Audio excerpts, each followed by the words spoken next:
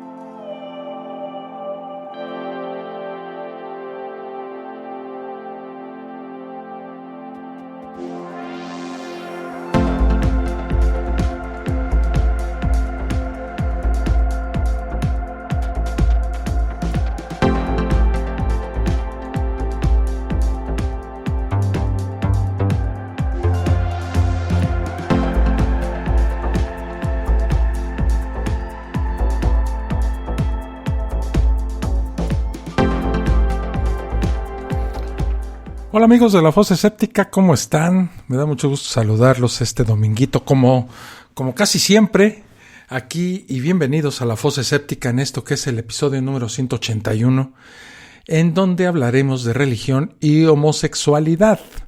¿Qué tiene que decir la Iglesia Católica acerca del homosexualismo?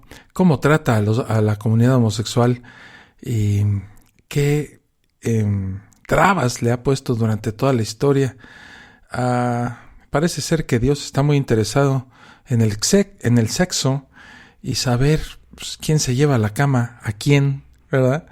Entonces vamos a tratar de profundizar un poquito en esto, pero antes quiero agradecer a todas las personas que se están inscribiendo al canal de YouTube, que ahí va poco a poco el canalito de YouTube con un video a la semana. Y bueno, pues también agradecerle a todas las personas que se han interesado por pertenecer al grupo de Facebook de La Fosa Escéptica y al grupo de Telegram, en donde continuamente hay mucho material muy interesante. Así es de que, nada más agradecerles profundamente y desde el fondo de mi corazón esta adhesión al proyecto de La Fosa Escéptica, ya sea en YouTube o en Facebook, y a todos mis amigos que nos dejan mensajes y que escuchan La Fosa Escéptica en iVoox y en Spreaker, pues reciban un cordial saludo desde México. Y bueno, esta Fosa Escéptica va a estar un poquito larga, así es de que sin más preámbulo, pues comenzamos. Vamos a comenzar.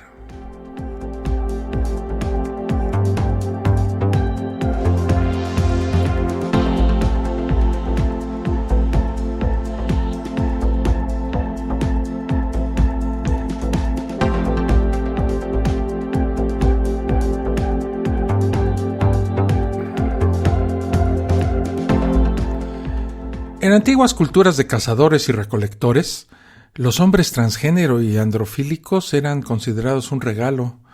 No solo eran aceptados como tales, sino apreciados como un bono familiar. Esas manos extra en el grupo que, al no tener hijos propios, depositaban toda su energía en la línea familiar. Esas fueron las conclusiones de un estudio publicado en el 2013, que se concentró en este tipo de selección por parentesco para explicar la existencia de la homosexualidad entre la especie. Más aún, es algo que sigue en actividad en sociedades hoy en día, donde solo las que los aceptan se benefician de ello, agregaron los investigadores. Esas manos extras son precisamente las que podrían encargarse de muchos de los niños abandonados que subsisten en los orfanatos de cada sociedad. Ahora bien, a usted no debería importarle a quién ama a su vecino, ¿verdad? La sociedad estaría mejor si se metiera en reales problemas como el amigo que roba, el papá que abusa, el esposo que pega, la madre que insulta, el vendedor que engaña, el político corrupto. No importa si prefieren hombres o mujeres, asiáticos o europeos, narcisistas o masoquistas. Lo que necesita juzgar son sus acciones y cómo afectan a los demás. Su última opción sería respetar al otro y dejarlo vivir en paz. Eso muchas veces es más que suficiente. Los homosexuales no necesitan una prueba biológica que demuestre que son homosexuales desde que nacen. De hecho, hay muchas pruebas al respecto que ni siquiera tienen que ver con el ADN, de la misma forma como existían pruebas antes de la evolución, antes de que se desarrollaran las genéticas. Se podrán generar experimentos que demuestren que la homosexualidad es genética, epigenética, o que se desarrolla en el vientre de la mamá debido a sus hormonas. Aún así, no esperemos que estos fundamentalistas vayan a ceder. Al igual que con la evolución, vendrán con algún otro cuento. Ya se inventaron una vez que las mujeres tenían reuniones con los demonios para quemarlas. No van lejos para inventar algo similar sobre la homosexualidad. Solo hay que leer un poco el diseño inteligente y lo que el dogma es capaz de hacer con los hechos. Yo pienso que buscarle fuentes, orígenes o causas a la homosexualidad es como hacer lo mismo con las personas zurdas. Y precisamente eso mismo hicimos.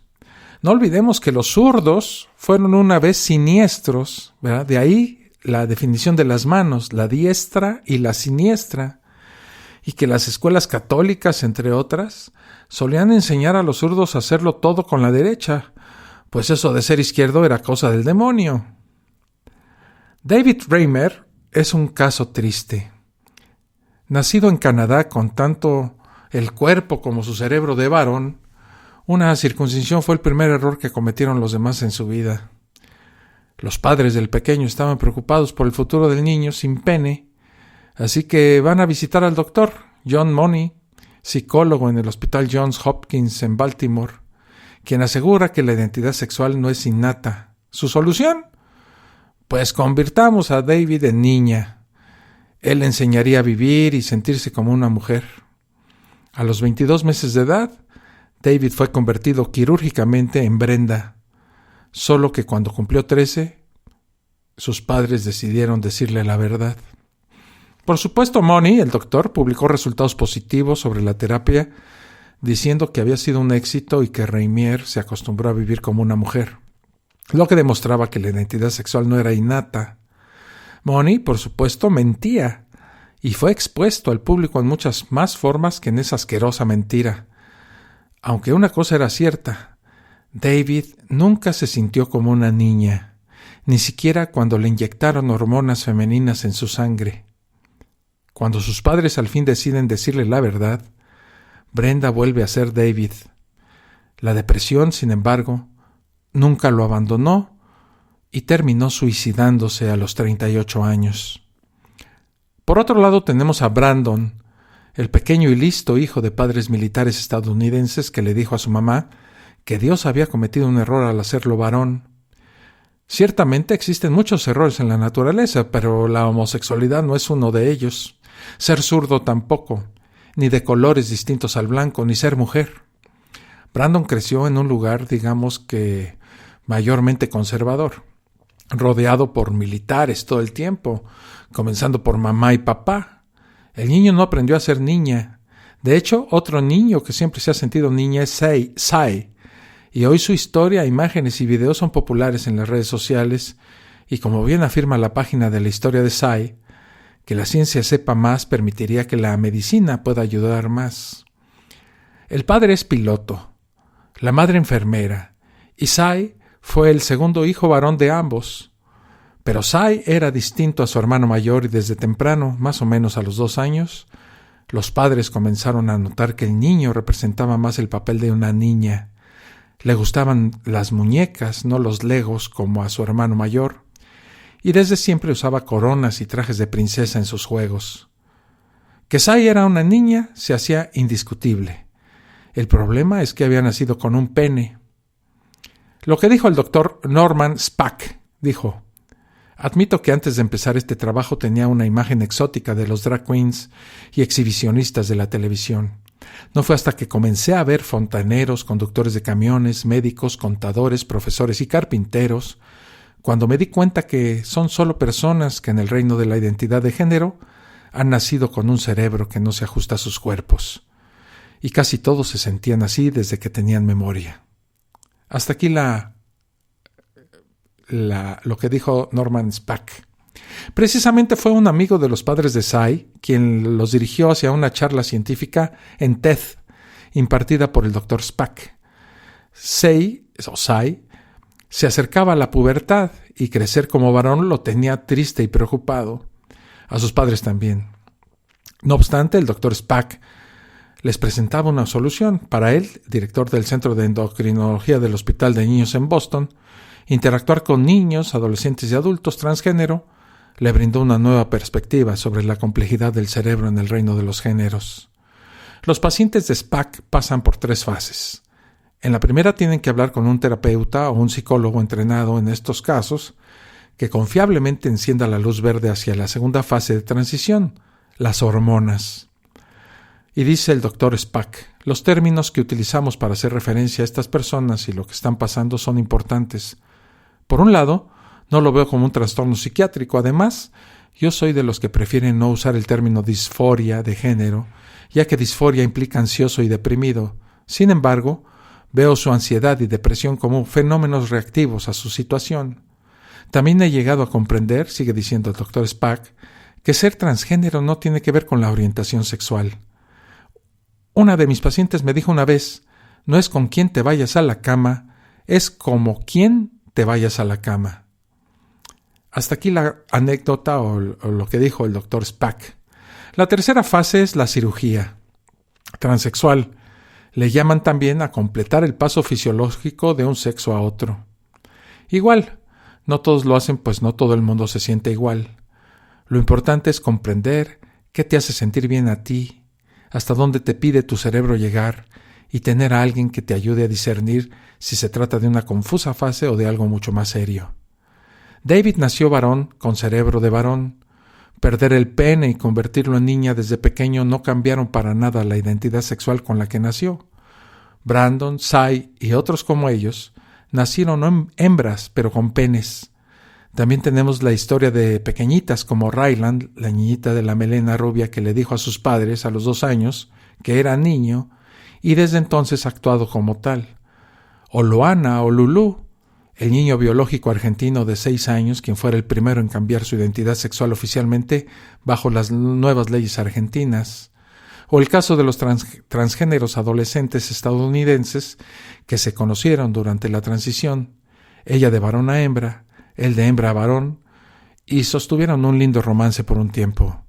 O el ejemplo de Gwen, la niña biológica canadiense, quien le preguntaba a su madre a los 3 años, ¿cuándo podré ser niño? Son miles y miles los ejemplos, y gracias a la ciencia y al conocimiento, estos niños podrán llevar las vidas que desean. De hecho, estamos viendo un poco más de apertura en el mundo de Occidente, cuando famosos dejan que sus hijos sean más libres a la hora de vestir y actuar, como una de las hijas del matrimonio de Brad Pitt y Angelina Jolie, o el hijo de Gwen Stefani.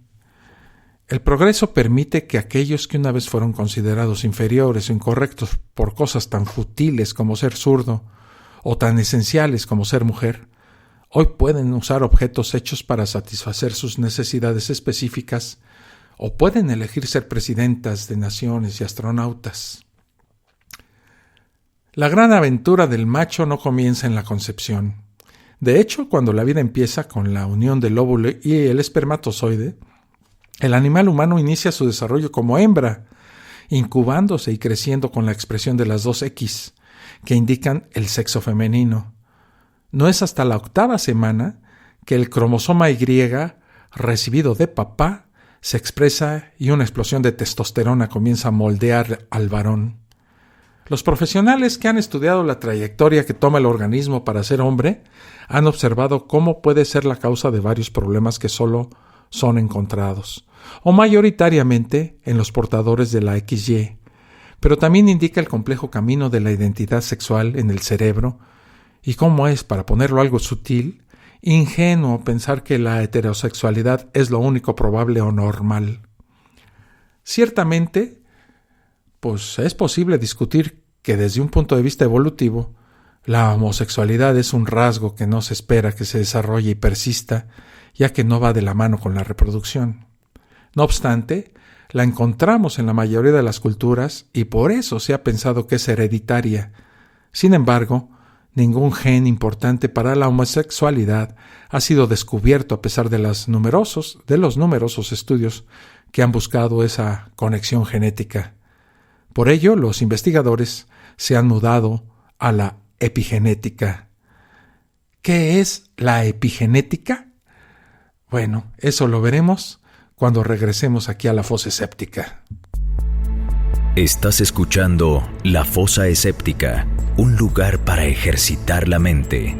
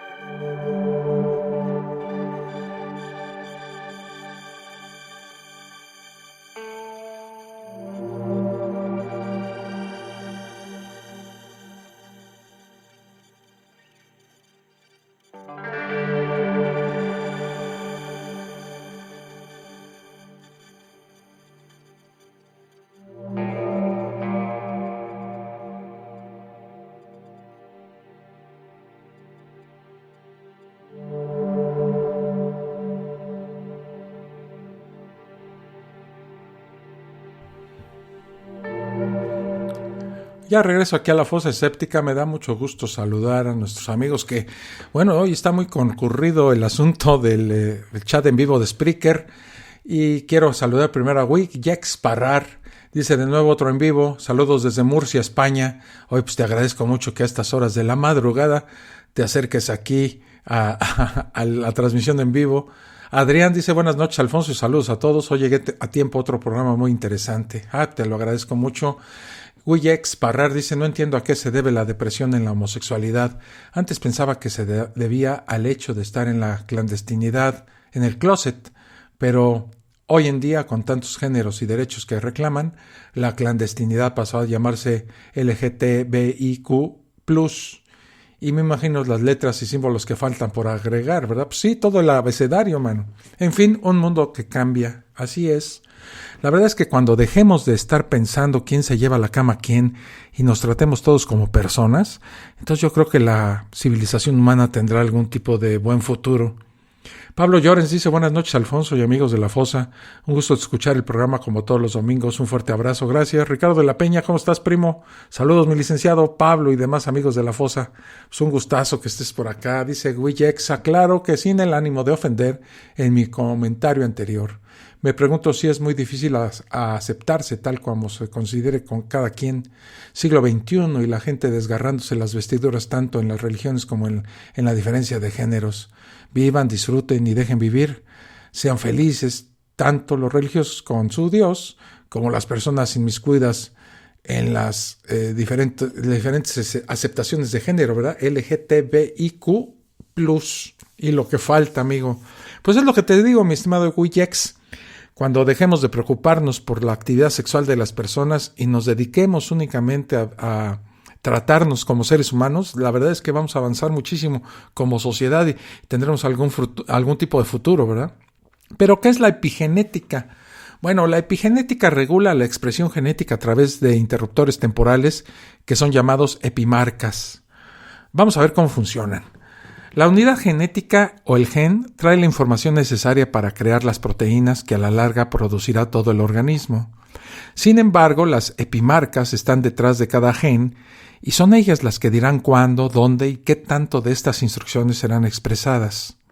Las epimarcas no las heredamos, sino que cada organismo crea las suyas propias, aunque trabajo reciente ha descubierto que hay algunas epimarcas que sí se pasan de una generación a otra. De hecho, se piensa que este mecanismo epigenético es lo que produce la homosexualidad. En el 2012, investigadores del Grupo de Trabajo sobre Conflictos Intragenómicos en el Instituto Nacional de Matemática y Síntesis Biológica integraron la teoría evolutiva con los últimos avances en la regulación molecular de la expresión genética y el desarrollo sexual dependiente de andrógenos, con el fin de producir un modelo biológico y matemático que delinee el papel de la epigenética en la homosexualidad, resolviendo el enigma evolutivo de la misma. De acuerdo con sus resultados, Las epimarcas, que son sexualmente antagónicas y que normalmente protegen a los padres de la variación natural en los niveles de hormonas sexuales durante el desarrollo fetal, son a veces arrastradas a través de generaciones causando la homosexualidad en la descendencia del sexo opuesto. Y dice el autor de este estudio, Sergei Gabrielets, dice: la modernización matemática demuestra que los genes que codifican estas epimarcas pueden propagarse fácilmente en la población, ya que siempre aumentan la aptitud de los padres, pero solo raramente escapan ser borrados o reducen la aptitud de la descendencia en el grupo. La transmisión de epimarcas sexualmente antagónicas entre generaciones es el mecanismo evolutivo más plausible del fenómeno de la homosexualidad humana. Combinado con la selección por parentesco de la que habla Van der Laan, la explicación se torna mucho más factible. Afortunadamente, mientras más vamos conociendo sobre la genética, mejor vamos comprendiendo nuestra propia evolución. Es realmente risible el papel fundamentalista que toman los cristianos sobre la homosexualidad, especialmente cuando no es un tema prioritario en la Biblia y es discutible si se trata de normas morales o solo sobre momentos específicos dentro de los relatos. Afortunadamente, no todas las denominaciones cristianas son tan dogmáticas. Hemos visto a otros interpretar sus lecturas bíblicas a favor de los homosexuales, de hecho, a favor de todos, aunque me parece triste tener que moralizar el libro que adoras para que se ajuste a un humanismo del que sus dioses y profetas tantas veces carecen. Hay personas que dicen creer en el alma, y esas personas poseen un mundo que nadie puede penetrar. Esas personas tampoco se meten con nadie ni apoyan gobiernos para que arruinen los derechos de otros. Esas personas interpretan las leyes de su Dios basadas en el amor al prójimo y dejan que sea su Dios quien al final se encargue de juzgar a los demás. Esa es la religión que yo deseo para el mundo, el derecho a creer y opinar lo que desee, mientras no se meta con los derechos de otros a opinar distinto a usted. Pero mientras la explicación comience con Dios creó a la mujer para el hombre, pues así nunca llegaremos a ningún acuerdo, a ningún lado. Lo diré 1000 veces, el homosexual no necesita una prueba biológica para justificar su condición. Ahora bien, si vas a quitarle sus derechos solo por ser homosexual, debes traer una prueba digna que justifique el descaro, ¿no? Más aún, a veces veo a todas estas personas religiosas hablando disparates en contra de estas personas con una intensidad tan enorme que parecería como si los 10 mandamientos estuviesen dirigidos a prohibir la homosexualidad. Sin embargo, Dios no los menciona, de hecho prefiere que honres a tus padres y que no adores a otros dioses más que a Él, pero no le importa si te casas con un hombre o una mujer. Los 10 mandamientos tampoco hablan sobre la adopción de huérfanos por parejas homosexuales. Si a Dios de verdad le importara tanto, pues lo hubiera dicho en sus 10 reglas principales. No jures en vano, usando el nombre de Dios es el tercero. Sin embargo, ser gay está mal, no es parte del grupo. De hecho, en el Viejo Testamento se encuentra en 2 historias y con un mensaje específico, no como una norma, una ley o algo en lo que tenemos que gastar energía sin razón alguna más que dañar la vida de personas que no lo merecen. Y después otras menciones en el Nuevo Testamento que van de la mano con fornicadores en general. Lo que no debe sorprendernos, pues todos, según la Biblia, somos pecadores. No matar es el único mandamiento que se salva de esos que promueve el egocéntrico Dios de Abraham. Lo de no robarás ni mentirás, bueno, depende, ¿no? Hay unas riquezas que merecen ser tomadas por sus justos dueños y hay mentiras que salvan. De hecho, el mismo Dios es una mentira. Pero ese es otro tema. Siguiendo, no obstante, en la línea de los mandamientos pueriles, tengo otros que añadiría que son mucho más importantes que no tomar el nombre de tu Dios en vano o santificar las fiestas. Estoy seguro de que cada uno de ustedes tiene varios también. Si no les molesta, pues déjenlos por aquí en los comentarios. Escribe por lo menos 3 de los que piensas que podrían ser mejores mandamientos que los que escribió supuestamente Dios.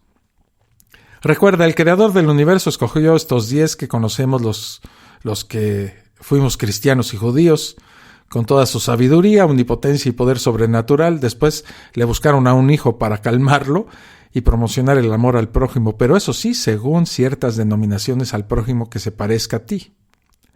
Dios le dice a su creación que no debe codificar el asno del vecino, que no debe codificar ni codiciar el asno del vecino, que debe adorarlo a él sobre todas las cosas y que no debe adorar a otros dioses. Me parece que le vendría bien una actualización de esta lista, ¿no? Aquí debemos centrarnos en un asunto en concreto, el que subyace en los textos bíblicos referente a la sexualidad y en las mujeres. La idea que hay bajo los textos es que el sexo es algo malo y las mujeres una tentación y fuente de pecado, especialmente sexual. No faltan interpretaciones que señalan a que el pecado original habría que entenderlo en sentido sexual. Ese pecado habría sido el descubrimiento de la propia sexualidad y su carácter lúdico y no meramente reproductor. En ese sentido, podríamos interpretar con cierta libertad que la conversación de Eva con la serpiente no fue exactamente con una serpiente, sino con otra cosa también alargada, con un consolador. y que lo que le enseñó Eva a Adán, pues no fue a comer un fruto de un árbol, sino pues a comerle otra cosa. Hay que leerlo bajo esta perspectiva entonces, lo que pasó después, ¿no? Como dice el Génesis, entonces fueron abiertos los ojos de ambos y conocieron que estaban desnudos. Entonces cosieron hojas de higuera y se hicieron delantales. Y oyeron la voz de Jehová Dios que se paseaba en el huerto al aire del día. Y el hombre y su mujer se escondieron de la presencia de Jehová entre los árboles del huerto. Mas Jehová Dios llamó al hombre y le dijo: ¿Dónde estás tú? Y él respondió: Oí tu voz en el huerto y tuve miedo porque estaba desnudo y me escondí. Y Dios le dijo: ¿Quién te enseñó que estabas desnudo? ¿Has comido del árbol de que yo te mandé no comieras? Y el hombre respondió: La mujer que me diste por compañera me dio del árbol y yo comí. Entonces Jehová Dios dijo a la mujer: ¿Qué es lo que has hecho? Y dijo la mujer: La serpiente me engañó y comí. Esto lo dicen en el Génesis capítulo 3, versículos 7 al 13. Adán y Eva se esconden de Dios porque están desnudos. Precisamente porque desnudos han de estar para hacer lo que acaban de descubrir. Por eso se avergüenzan, no por el hecho en sí de su desnudez, sino porque oyen a Dios que se pasea por ahí y está a punto de cacharlos en plena acción. La obsesión cristiana contra el sexo es increíble. Su horror al sexo lúdico y su concepción de la mujer como tentadora y ocasión de pecado es lo que ha llevado a los cristianismos a postergar a las mujeres y apartarlas de la vida pública para recluirlas en el hogar y evitar así las tentaciones. Es esta misma idea la que conduce a la segregación escolar en los centros docentes religiosos y a separar a niños de niñas para evitar que descubran ese pecado original. Las estúpidas ideas cristianas sobre el sexo y la reproducción y su machismo consustancial se muestran claramente en el ícono cristiano por antonomasia de la mujer perfecta, María. La madre de Jesús de Nazaret es ejemplo de esa contradicción cristiana entre su repudio de la sexualidad y su obsesión por la maternidad. María es a la vez virgen y madre, expresando así al mismo tiempo los dos objetivos máximos de las mujeres cristianas: ser vírgenes y ser madres. Lo que el mito de María expresa es que la sexualidad solamente tiene una función procreadora, que es el medio para tener hijos y tenerlos con dolor, de acuerdo al castigo bíblico, pero no un fin en sí mismo. Por eso la mujer cristiana es madre, pero es como si fuera virgen, porque el sexo no lo busca para disfrutarlo, solo para quedar encinta. De ahí la oposición a los métodos anticonceptivos o la interrupción del embarazo. Es de destacar que esta idea esquizofrénica del sexo no es propia del cristianismo original. La idea de que María dio luz siendo virgen se deriva de un mito construido por los evangelistas a partir de una mala traducción de otro texto del profeta Isaías, tomado como profecía sin serlo, en el que se confunde muchacha con virgen. En el Evangelio de Mateo, el autor cree ver una profecía de Isaías en cuyo texto se habla de una muchacha escrito en hebreo, pero la Septuaginta lo traduce como virgen, dando origen al mito sobre el nacimiento virginal de Jesús de Nazaret. Todos sabemos que María tuvo más hijos, además de Jesús, tal y como mencionan los evangelios. Por ejemplo, en Marcos se dice que sus hermanos se llamaban Jacobo, Josué, Judas y Simón, y que además tenía hermanas. Fue Pablo de Tarso, el fundador del catolicismo y del cristianismo, quien incorpora esa visión machista de las mujeres y ese repudio de la sexualidad a favor de la castidad. Y es a partir de ahí que la tradición cristiana enfatizará la virginidad de María y negará que tuviera más hijos, pues eso implicaría que dejaría de ser virgen y que habría tenido sexo varias veces, con la paloma o con José o con veto a saber quién.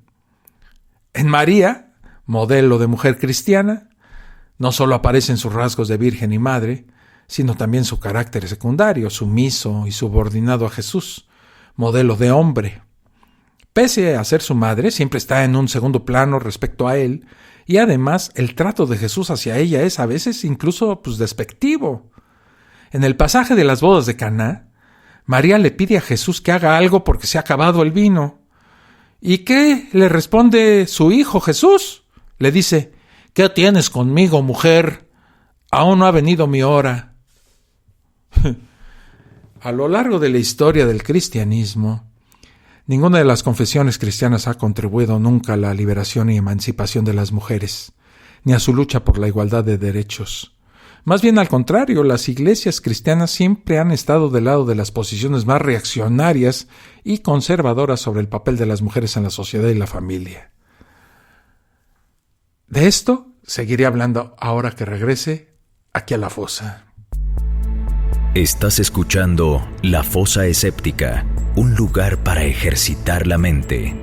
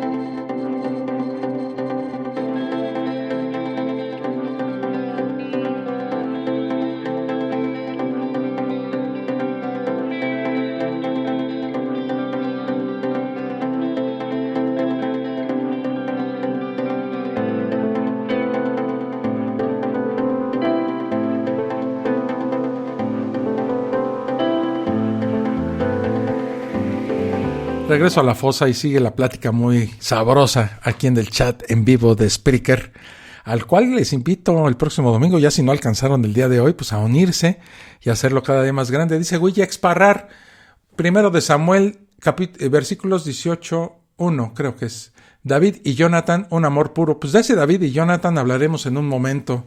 Oye, Juan José Serna se acaba de unir, dice: buenas noches, Alfonso, y a todos en La Fosa Escéptica. Como hombre homosexual te agradezco profundamente tocar este tema en el podcast. Saludos desde Bogotá. Amigo colombiano, pues un saludo a ti y pues aquí estamos tratando de hacer una luz sobre esto y la verdad es que la Iglesia Católica siempre se ha encargado, ¿verdad?, de discriminar a la comunidad homosexual. Y como ya vimos, pues ser homosexual no significa que seas mejor o peor, o no sé, ¿no? Es una preferencia sexual que es tan respetable como mi heterosexualidad, ¿no? Dice Pablo Llorens: y a los animales en general los hizo ciegos, no sienten placer, ¿por qué a los humanos no más?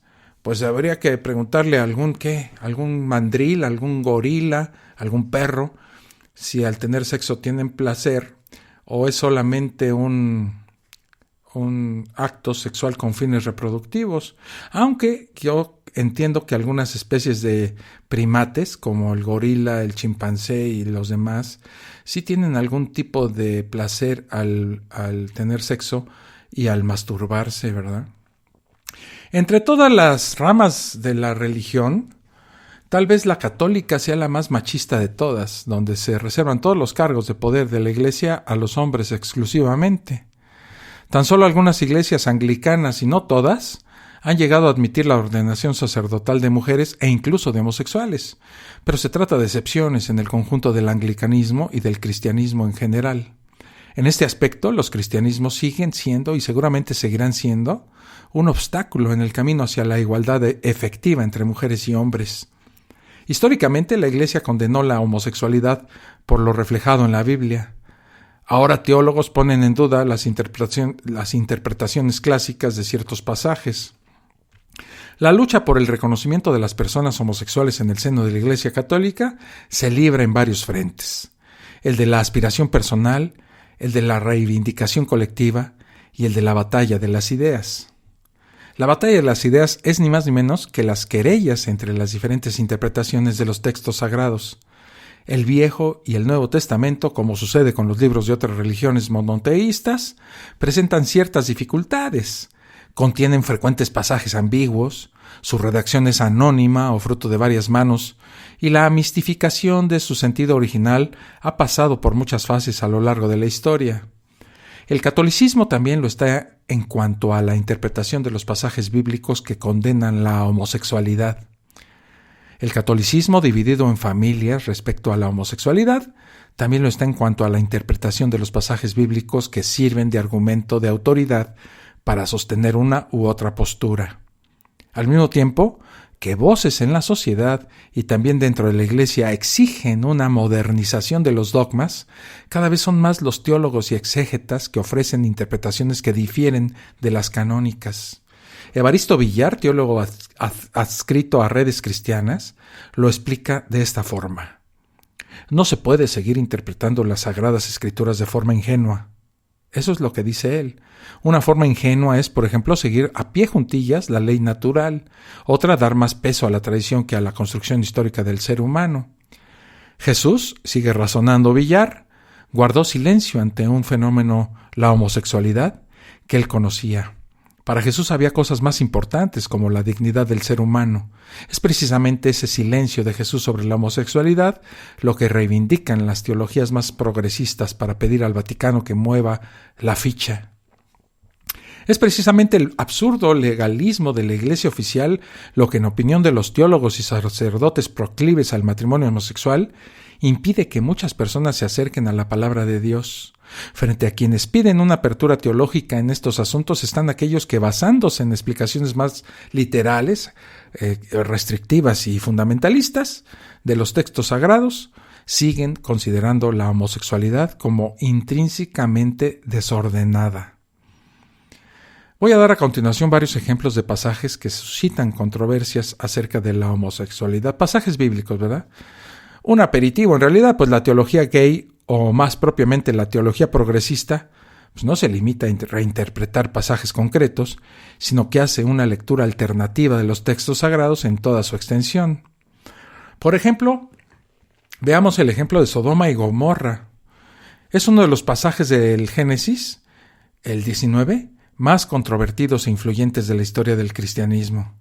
Los sodomitas, que es el gentilicio de los habitantes de Sodoma y que después convertido luego en sinónimo del hombre que practica sexo con otro hombre, acuciaron a Lot, hermano de Abraham, y a su familia para que les dejaran conocer a los dos varones que se alojaban en su casa, en realidad ángeles enviados por Dios para destruir la ciudad.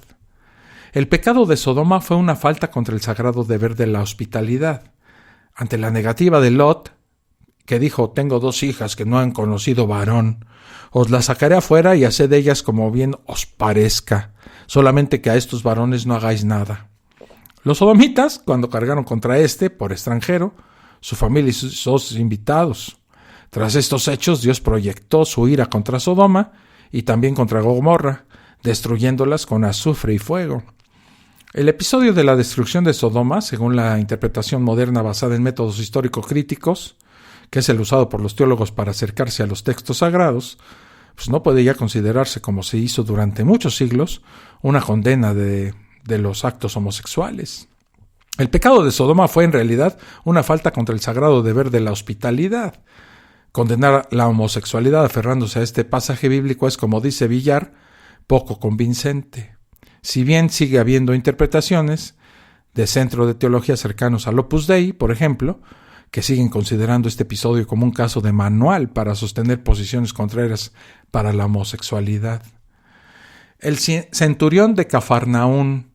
El milagro de la curación del siervo de un centurión por parte de Jesús, narrado con variaciones por los 4 evangelistas, es uno de los pasajes del Nuevo Testamento que algunos teólogos aducen para afirmar que Jesús tenía una concepción positiva de la homosexualidad, a pesar de que implícitamente no la mencione.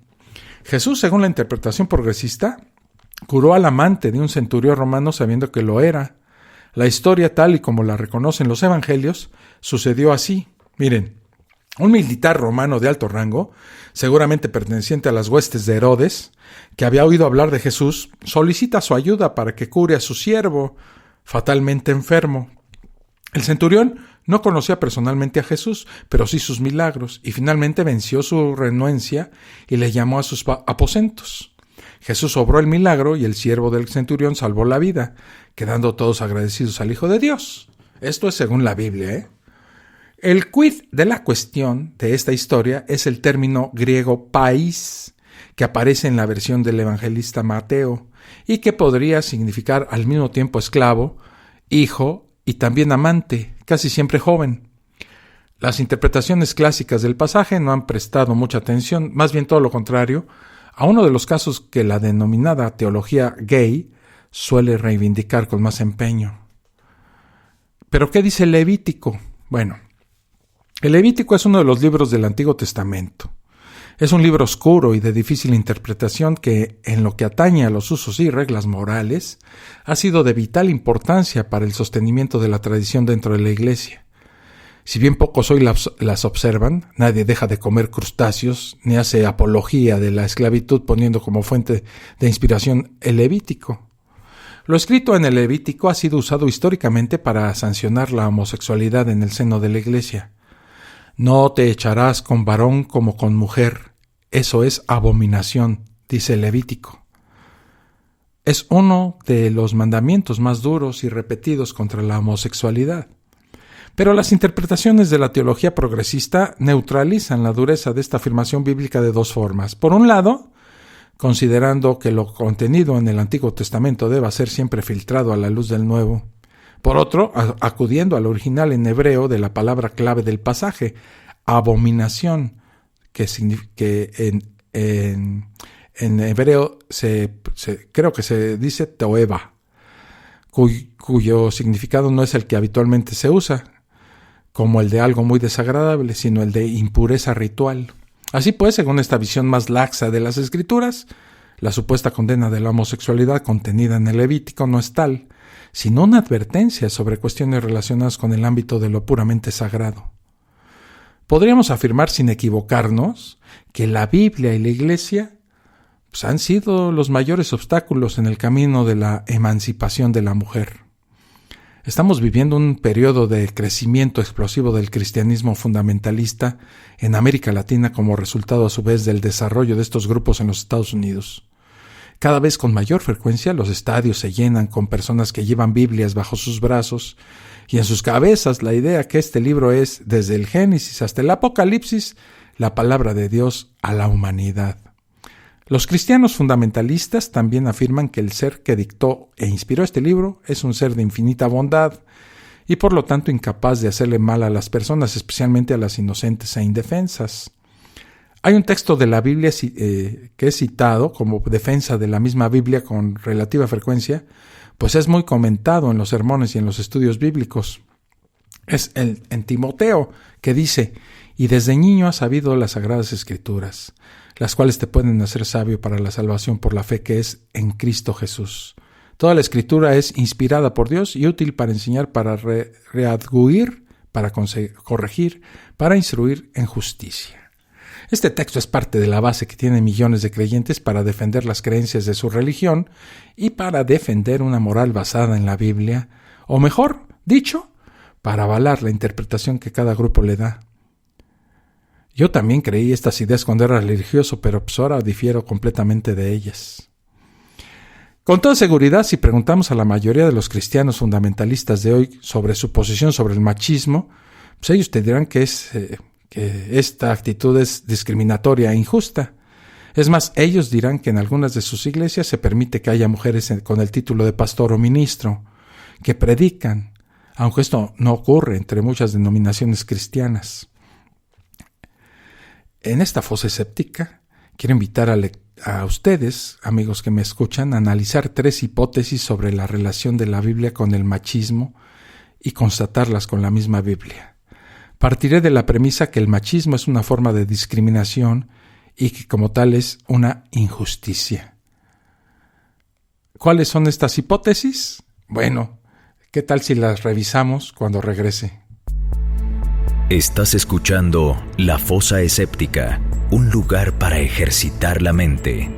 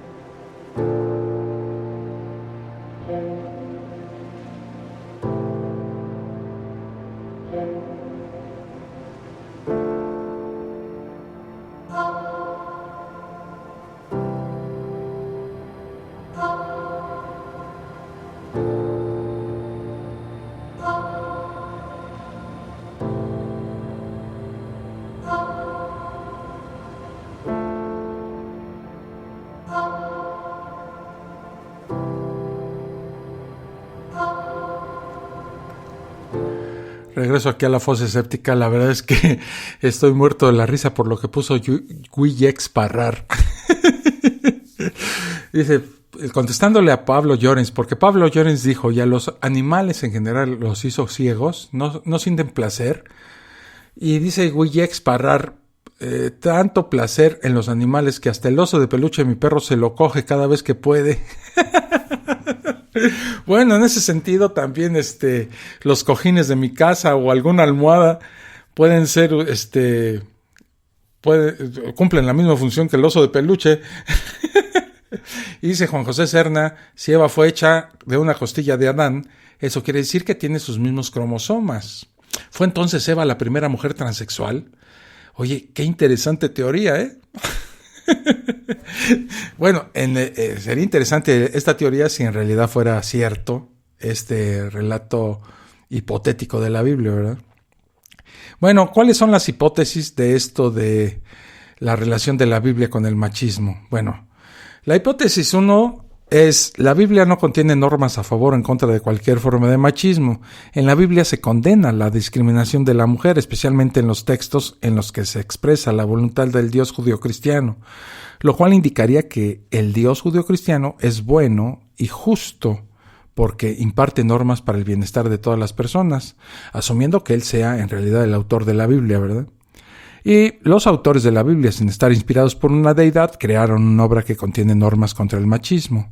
La hipótesis 3 es, en la Biblia hay normas machistas y por lo tanto discriminativas porque este conjunto de libros es producto de unos autores influenciados por su medio cultural machista. Estos autores crearon una normatividad social y religiosa que mantenía un orden social en el que la mujer ocupa un papel secundario en la sociedad. El Dios del judeocristianismo, quien inspiró o dictó la Biblia, es machista y por lo tanto injusto. Ahora vamos a ver a los textos de la Biblia, a ver cuál de las 3 grandes hipótesis sobrevive. La mujer como objeto. En el libro de los Jueces del Antiguo Testamento podemos leer cómo durante las guerras libradas por los israelitas, las mujeres de los vencidos son tomadas como botín, como si fuesen ganado o sacos de harina. Pero hay más. Las mujeres que se tomaban eran aquellas que fueran vírgenes, las otras se masacraban. Y dice, por ejemplo, el libro de Jueces, ¿Qué haremos en cuanto a las mujeres para los que han quedado? Nosotros hemos jurado por Jehová que no les daremos nuestras hijas por mujeres. Entonces la congregación envió allá a 12,000 hombres de los más valientes y les mandaron diciendo: Id y herid a filo de espada a los moradores de Jabes Galaad con las mujeres y niños. Pero haréis de esta manera: mataréis a todo varón y a toda mujer que haya conocido ayuntamiento de varón. Y hallaron de los moradores de Jabes Galaad 400 doncellas que no habían conocido ayuntamiento de varón, y las trajeron al campamento en Silo, que está en la tierra de Canaán. ¿Qué debemos decir después de este texto? Quizá palabra de Dios, te alabamos Señor, como se hace en la misa, ¿no? O quizá debo exclamar amén, como en los cultos protestantes. ¿Son estos los valores familiares que queremos para la sociedad? Los apologistas cristianos pueden alegar que aquí no se menciona la voluntad directa del Dios Jehová, pero notemos que Él no se opone, no dice nada en contra. Algo curioso para un Dios meticuloso que dictó con detalles qué tipos de pieles debería tener su santuario y el orden en que éstas deberían colocarse, como dicen en el Éxodo. Claro está que los pastores evangélicos y carismáticos no leen estos textos en sus sermones y la mayoría de los creyentes ignoran su existencia. Por ejemplo, en el Deuteronomio, fíjense nada más lo que dice: y si vieres entre los cautivos alguna mujer hermosa y la codiciares y la tomares para ti por mujer, la meterás en tu casa, y ella rapará su cabeza, y cortará sus uñas, y se quitará el vestido de su cautiverio, y se quedará en tu casa. Y llorará a su padre y a su madre un mes entero, y después podrás llegarte a ella, y tú serás su marido, y ella será tu mujer. Y si no te agradare, la dejarás en libertad, no la venderás por dinero, ni la tratarás como esclava, por cuanto la humillaste. Para mí este texto es de los más horrorosos de la Biblia, por lo que no me quedan dudas que la Biblia es un compendio de escritos de tribus de bárbaros y que está lejos de ser la verdad infalible y fuente para la moralidad humana como afirman los cristianos. Hay que notar también que al decir no la venderás por dinero ni la tratarás como esclava, se está dejando claro que hay otros casos en los que esto sí se puede hacer. La Biblia, además de machista, es esclavista. De hecho, tiene una sección poco después de los 10 mandamientos que la reglamenta en el Éxodo 21. De estos textos se apoyaban los bautistas del sur en Estados Unidos para alegar que la esclavitud era cristianamente correcta. Pero aún hay más textos machistas. Vean cómo el Dios judeocristiano advierte que como castigo entregará las esposas de los israelitas a otros. La mujer tratada como objeto. ¿Es esto justo? Como Jeremías dice: por tanto daré a otros sus mujeres y sus campos a quienes los conquisten, porque desde el más pequeño hasta el más grande cada uno sigue la avaricia, desde el profeta hasta el sacerdote todos hacen engaño.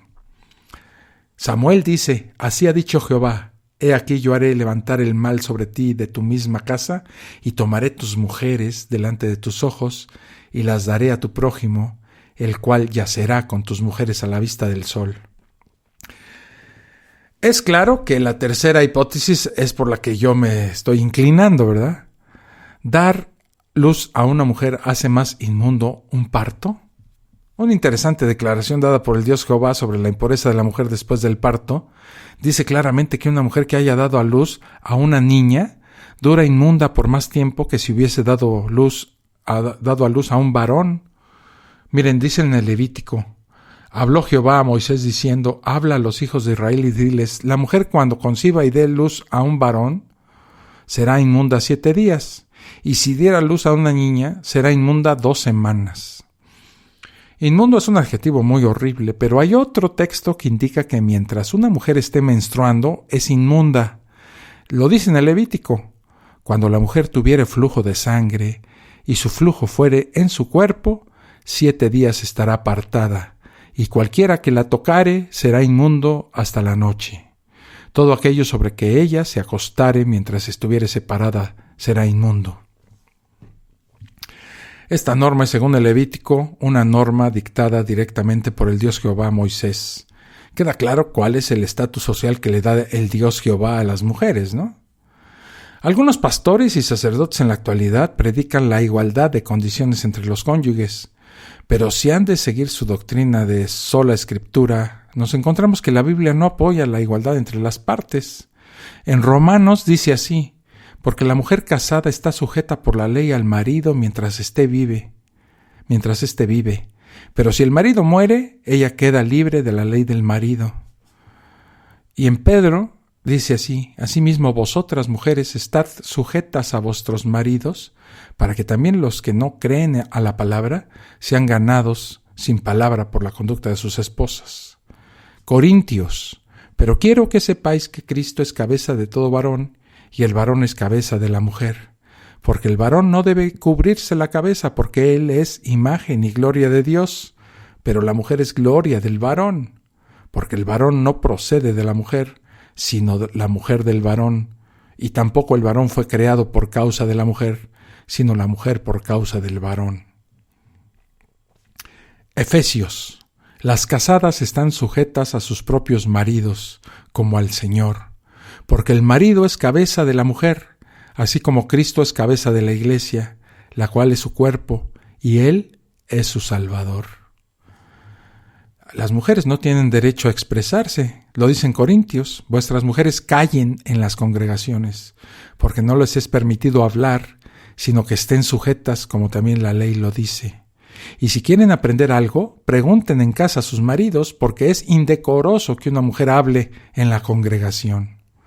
Hay que notar que la epístola de los Corintios que acabo de leer está dirigida a un público no judío, pues va dirigida a los ciudadanos de la ciudad de Corinto, en Grecia, por lo que la disculpa de que el machismo estaba restringido a los pueblos del Medio Oriente o que solo era permitido en los tiempos del Viejo Testamento, pues es falsa.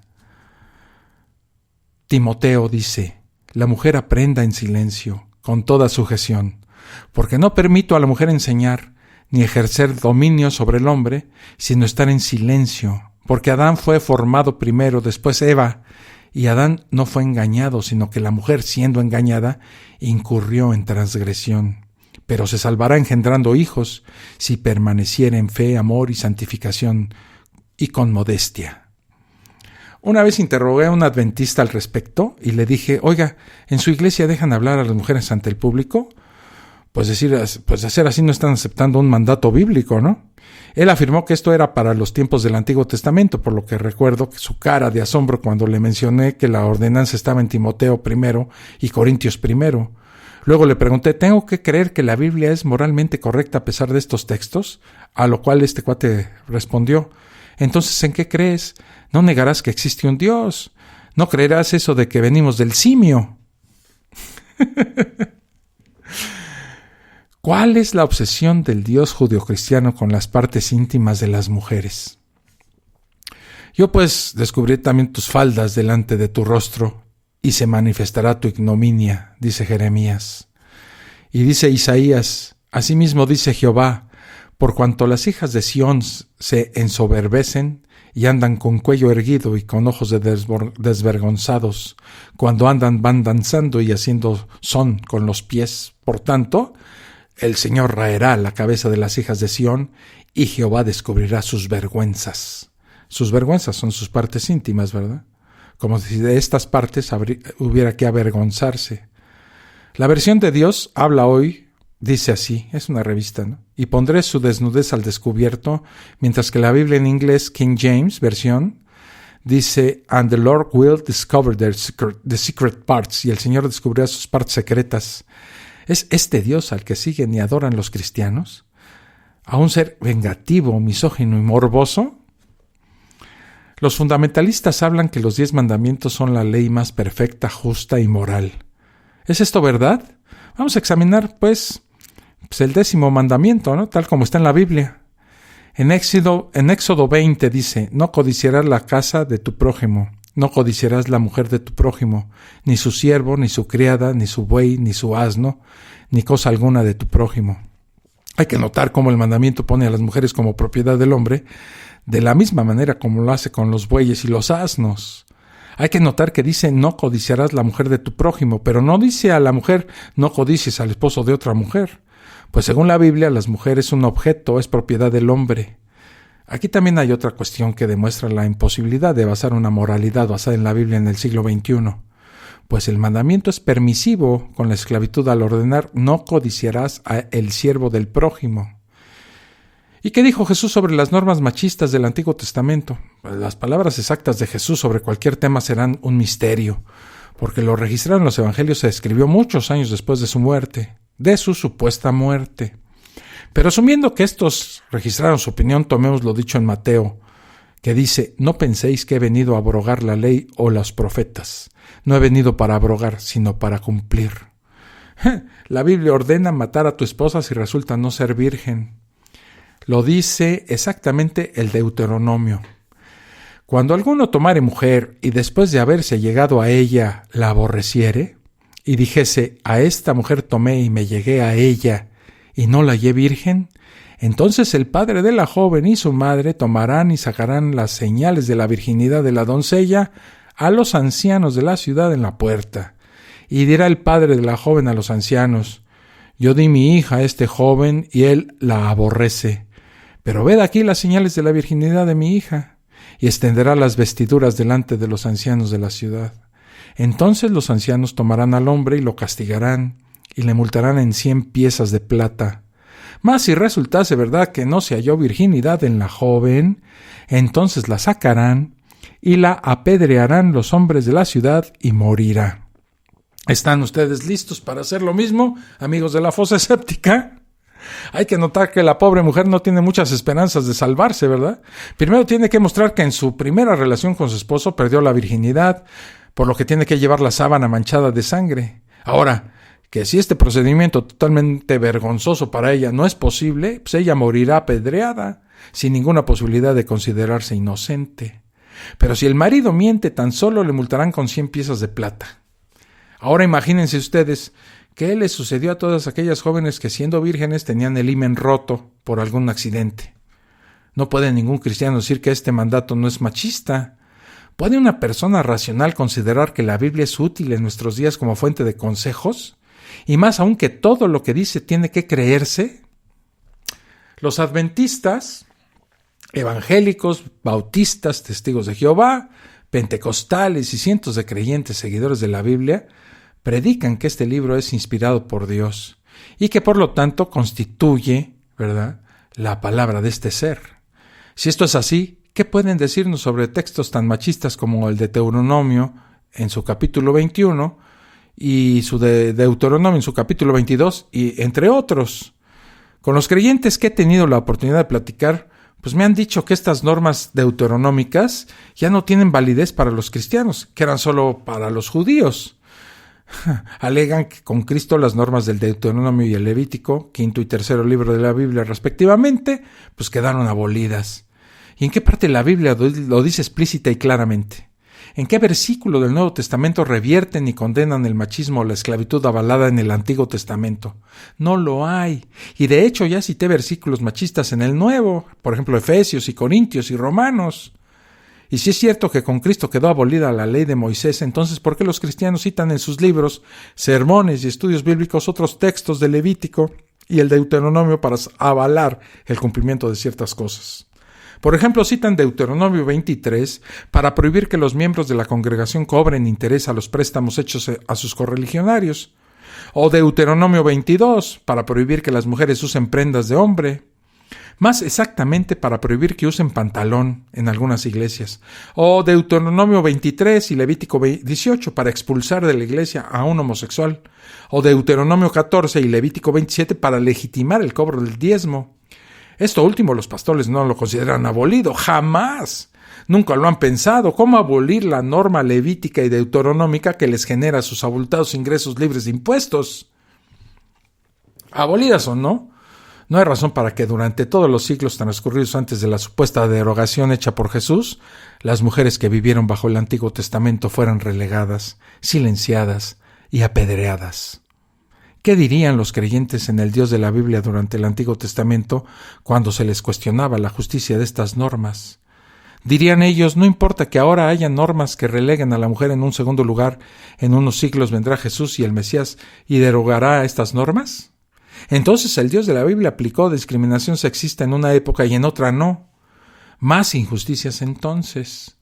Pero no nos mintamos, antes y después del Nuevo Testamento, las instituciones judeocristianas han sido principalmente machistas, como lo son los grupos judíos que siguen ortodoxamente el Antiguo Testamento, como la comunidad Aresí. La Biblia y su Dios, Jehová o Yahvé, discriminan de entrada a la mujer, la criminaliza y la castigan a todas, aun las que están sin nacer con los dolores del parto a causa de una sola. Mejor trataba el dios Zeus a las mujeres y mejor suerte habrían tenido las mujeres y la mitología griega, y no la judeo-cristiana, si hubiera vuelto por los giros de la historia en la superstición de la mayoría, es decir, en lo que ahora llaman la religión verdadera. El Génesis dice: a la mujer dijo Dios: multiplicaré en gran manera los dolores en tus preñeces, con dolores darás a luz a los hijos, y tu deseo será para tu marido, y él se enseñoreará de ti. Otras versiones traducen la expresión y tu deseo será para tu marido como tu voluntad será sujeta a la de tu marido. Salió la primera mujer del mítico Edén con la carga del machismo para siempre, para sus hijas y para sus nietas y bisnietas. Bien lo dijo Elizabeth Cady Stanton: la Biblia y la Iglesia han sido los mayores obstáculos en el camino de la emancipación de la mujer.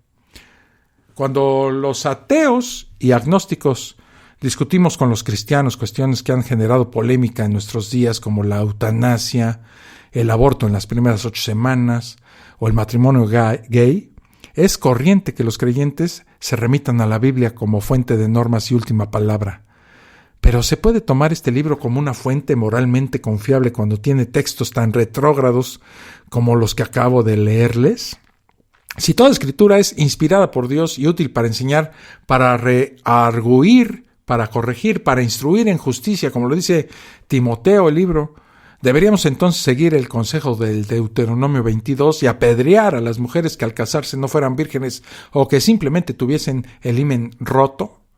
Deberíamos segregar y evitar cualquier opinión o pregunta por parte de las mujeres en las congregaciones, como lo indica Timoteo I.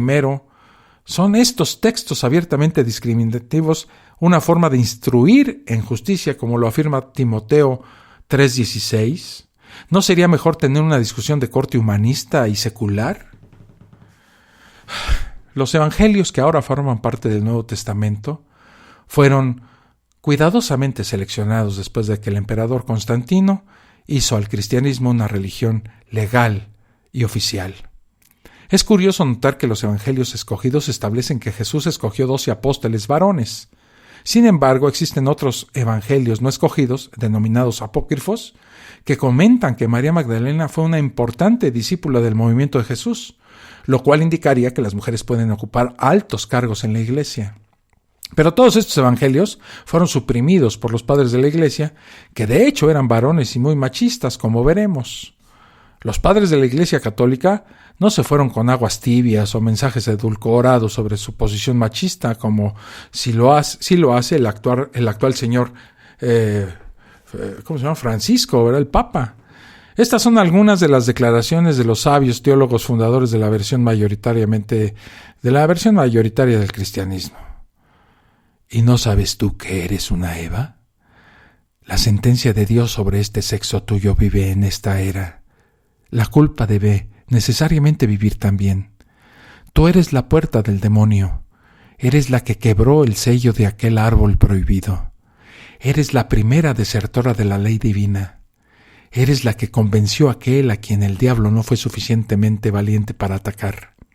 Así de fácil destruiste la imagen de Dios, el hombre. A causa de tu deserción, incluso el Hijo de Dios tuvo que morir. ¿Y qué dice Tertuliano, padre de la Iglesia? Es Eva la tentadora, de quien debemos cuidarnos en toda mujer. No alcanzo a ver qué utilidad puede servir la mujer para el hombre si se excluye la función de concebir niños.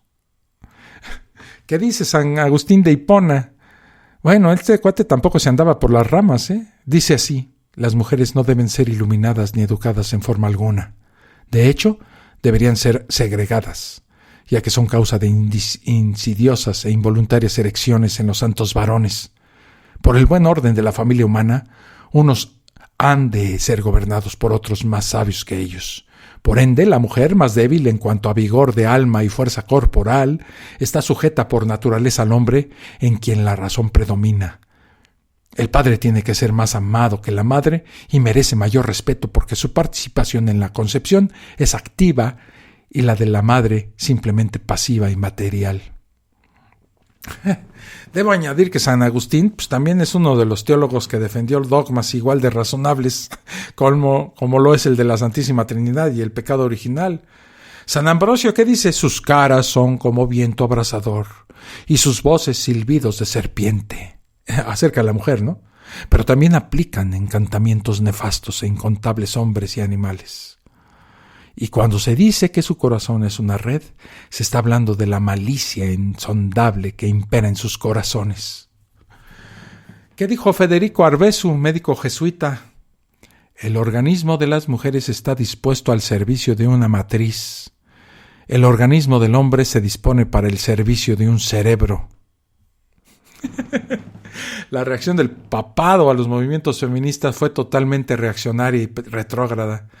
Veamos la declaración del Papa Pío XI, que ya es santo, Y dice así Pío XI: ¿cuántos de palabra o por escrito empañan el brillo de la fidelidad y la castidad nupcial?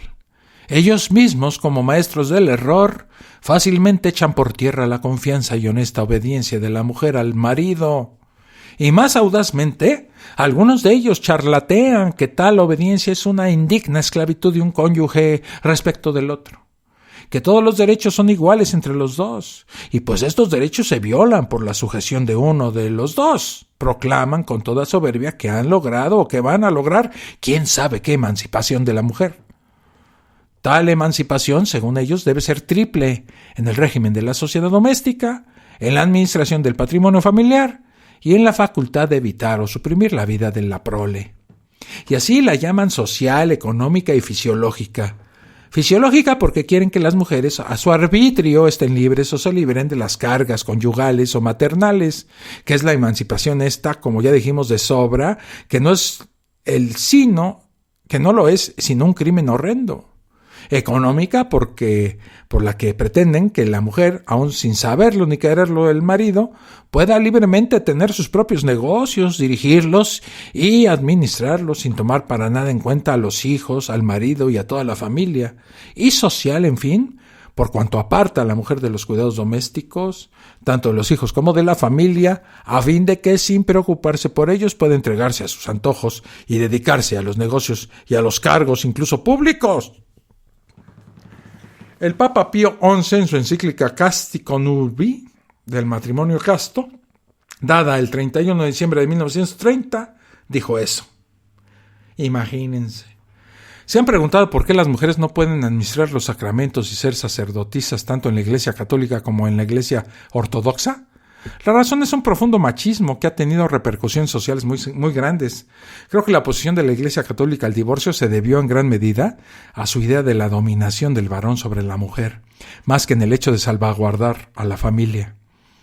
¿Cómo entonces se explica que la Santa Iglesia se opusiera a que una mujer se divorciara aún en caso de violencia física, psicológica o sexual por parte de su cónyuge?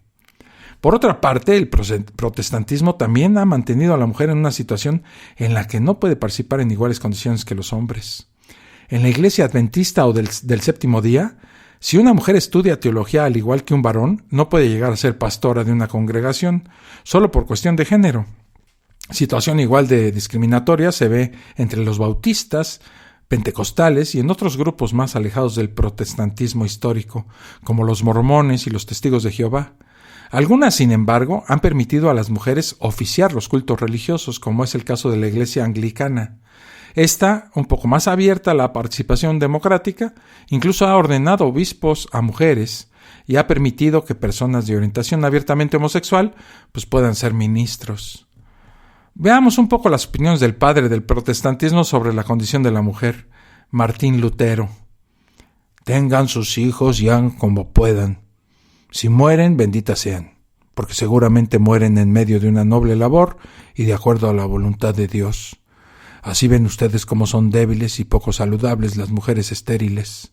Aquellas bendecidas con muchos niños son más saludables, limpias y alegres. pero si eventualmente se agotan y mueren, no importa, que mueran dando a luz, que para eso están. La rama del fundamentalismo cristiano nacido en Estados Unidos, que se propaga rápidamente en Latinoamérica, se empeña en defender abierta o subrepticiamente la superioridad del varón con base a los textos de la Biblia, que ya comentamos. Un ejemplo de esto es el teleevangelista y multimillonario conservador Pat Robertson. Cabe recordar que este predicador no es uno más de los miles que hay en la Unión Americana. Robertson es un predicador que ha liderado el avance del conservadurismo que ha tomado a los Estados Unidos últimamente. Pat Robertson es el líder de una buena parte del electorado estadounidense que fue clave en la elección y reelección de su amigo personal George Bush. Sus posiciones machistas se han conocido a través de su programa El Club 700. En 1992, por ejemplo, hizo 2 declaraciones muy comentadas. De la última, por ejemplo, hizo eco la prensa y los blogs de Internet. ¿Qué dijo? Sé que a las damas les duele oír esto, pero si se casan han aceptado el liderazgo de un hombre, su esposo. Cristo es la cabeza del hogar y el esposo es la cabeza de la esposa. Y así es como son las cosas, punto. Sobre el feminismo afirmó que es un movimiento socialista controlado, contrario a la familia, que estimula a las mujeres a abandonar a sus maridos, matar a sus hijos, practicar la brujería, destruir el capitalismo y a convertirse en lesbianas. Y después de todo esto me siguen llegando correos electrónicos de cristianos diciéndome que están orando por mí para que vea la luz. Voy a hacer una pausa y regreso para las conclusiones finales sobre este tema. Estás escuchando La Fosa Escéptica, un lugar para ejercitar la mente.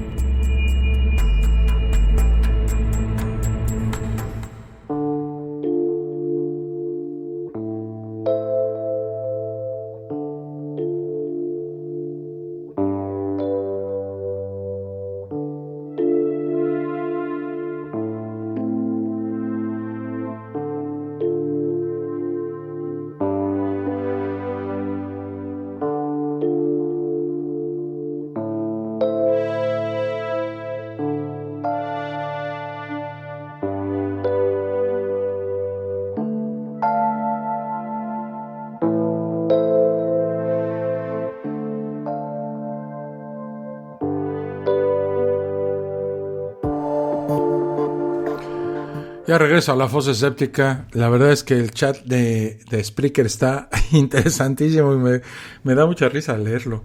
Dice Yex Parrar, hasta Los Ángeles tomaron mujeres por suyas y procrearon según la Biblia. Pues sí, la verdad. Y dice Pablo Llorens, tienes que ponerle una hoja de higuera al peluche para que tu perro no se viole al peluche. Dice Pablo, inmundos son los curas, obispos, etcétera, violadores. De eso hablamos ya muchas veces y sí, la verdad. Hay un video en La Fosa Escéptica acerca del padre Marcial Maciel que invito a que lo vean y que es muy, ¿cómo te diré? Muy revelador de muchas de las situaciones que ocurrieron con el padre Maciel, pero pues es nada más la punta del iceberg, ¿eh? Ese tipo de actividades de acoso sexual y de violación de menores sigue ocurriendo en la iglesia.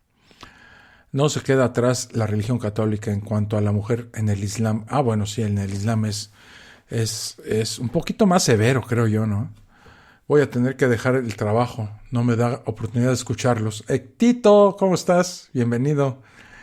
Dice Pablo, si se sigue lo que dice la Biblia actualmente, por apedrear a una mujer, como cualquier ser humano, se va a la prisión.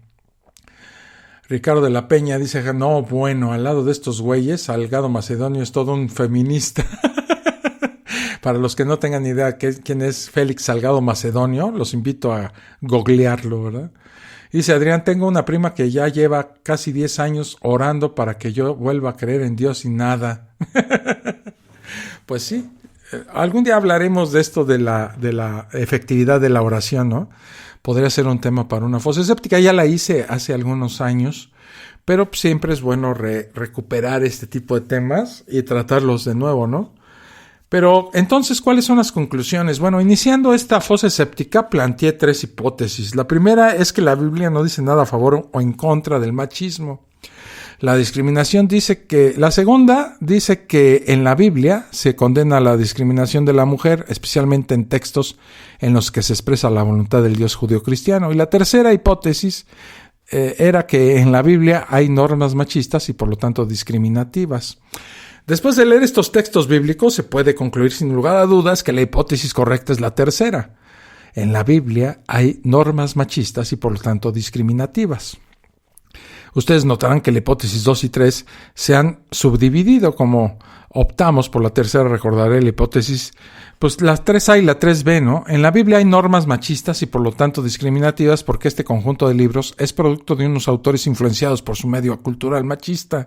Estos autores crearon una normatividad social y religiosa que mantenía un orden social en el que la mujer ocupa un papel secundario en la sociedad. Y en la 3B era: en la Biblia hay normas machistas y por lo tanto discriminativas porque el Dios del judeocristianismo, quien inspiró o dictó la Biblia, pues es machista y por lo tanto injusto. ¿Cuál escoger? Bueno, yo me inclino por la 3A porque considero que todos los textos sagrados que la humanidad ha afirmado tener siempre han revelado leyes, normas y mitos que son producto de necesidades sociales y psicológicas de sus creadores y porque hasta el momento no hay pruebas concluyentes de una revelación divina en el pasado o en el presente. Escoger la hipótesis 3B sería una contradicción para los cristianos que afirman que el Dios de la Biblia pues es un ser misericordioso y justo. Por otro lado, el testigo de Jehová que golpea a tu puerta o los cristianos nacidos de nuevo tienen la escogencia muy difícil. Ya sabemos que la Biblia contiene textos machistas, pero pues, la opción 3B es muy dura y contraria a la idea que Dios es bueno y la Biblia es la palabra expresada de este ser benevolente. Lo realmente curioso es ver cómo los creyentes, en una especie de anquilosamiento, se aferran a su fe en la Biblia a pesar de que se les muestran estos textos en su propia Biblia. Qué fuerte es el efecto del opio, ¿verdad?, del pueblo, como dijo Karl Marx. Cualquiera que sea la reacción de los creyentes, si nos basamos en la razón, concluiremos que la Biblia es un conjunto de escritos de bárbaros del Medio Oriente y es ridículo creer que este libro sea más ético o perfecto que cualquier otro que se haya escrito. Sin embargo, esta reflexión debe ir más allá. En los congresos de los Estados Unidos, por ejemplo, y varios países latinoamericanos, hay congresistas cristianos liderando o bloqueando iniciativas de proyectos de ley basados en la Biblia. Sus metas son oponerse al aborto terapéutico, a leyes de seguridad social y derechos patrimoniales de parejas homosexuales, como ocurrió hace algunos años en Colombia, o el matrimonio homosexual, la eutanasia o campañas sobre educación sexual. Mi invitación es que estos temas se analicen sin el paraguas retrógrado de la Biblia, porque como vimos, pues es muy poco útil en temas de legislación moral. Además, porque la discusión debe darse en términos de una ética laica y reflexiva, participativa y por lo tanto democrática. Ahí les dejo esta hormiga en la oreja, esta piedrita en el riñón, para que la analicen, la discutan con su familia, sus amigos religiosos.